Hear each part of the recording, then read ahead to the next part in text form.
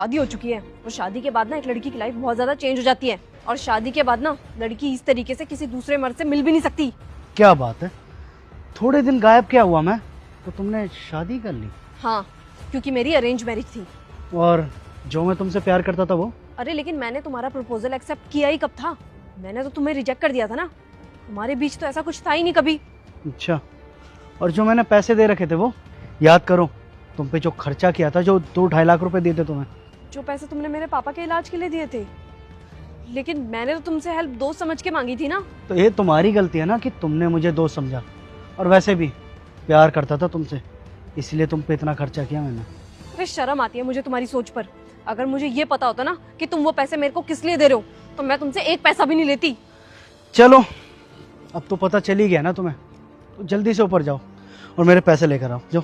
पैसे लेके आऊं, वो भी अभी? इतने सारे पैसे मैं इस टाइम कहाँ से लेके आऊंगी? कम से कम मेरे को कुछ टाइम तो दो। ऐसा है, टाइम नहीं है बिल्कुल भी, और मेरा जो भी टाइम था ना वो तो वेस्ट कर ही चुकी हो तुम। तो चुपचाप से ऊपर जाओ और पैसे लेकर आओ। जाओ। देखो तुम मेरी बात समझने की कोशिश करो। 2-2.5 लाख रुपए कोई छोटी अमाउंट नहीं है। मुझे कुछ तो टाइम दो जिससे मैं वो पैसे अरेंज कर सकूं। तुम क्या चाहती हो, तुम मेरे पैसे दोगी या तुम्हारे पति के सामने सारा ड्रामा क्रिएट करूं मैं? प्लीज समझने की तो कोशिश करो। मैं इतनी जल्दी इतने सारे पैसे कैसे अरेंज कर सकती हूँ? अरे तो मुझे कौन सा तुमसे पैसे चाहिए थे?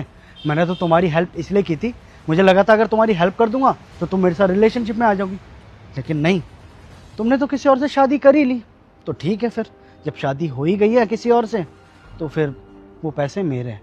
तो चुपचाप ऊपर जाओ और वो पैसे लेकर आओ। जाओ। देखो तुम ना मेरी बात ध्यान से सुन लो। ना तो मैं तुमसे पहले प्यार करती थी और ना अब करती हूँ।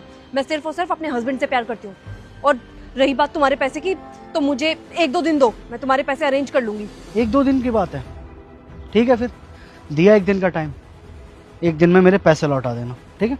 कर दूंगी मैं अरेंज, लेकिन हाँ, मेरे को कभी ना कॉल या मैसेज करने की कोशिश मत करना। अरे सुनो, अपना ये तोहफा तो लेकर जाओ।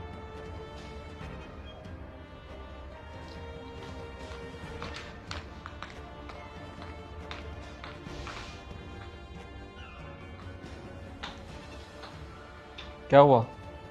बिना पार्सल के आ गई तुम तो। पार्सल कहाँ है? वो ना गलत पार्सल ले आया था तो मैंने रिटर्न कर दिया। देखो अंकिता, मुझसे झूठ बोलने की तो बिल्कुल भी कोशिश मत करो। किससे मिलने गई थी तुम? कौन है वो आदमी? राहुल, आप ना गलत समझ रहे हो। वो मेरे कॉलेज का फ्रेंड था। अच्छा, तुम्हारे कॉलेज का फ्रेंड था? अगर कॉलेज का फ्रेंड था तो मुझसे झूठ बोल के उससे मिलने क्यों गई? आखिर चल क्या रहा है तुम दोनों के बीच? वो क्या है ना राहुल, 3 साल पहले मेरे पापा का ऑपरेशन हुआ था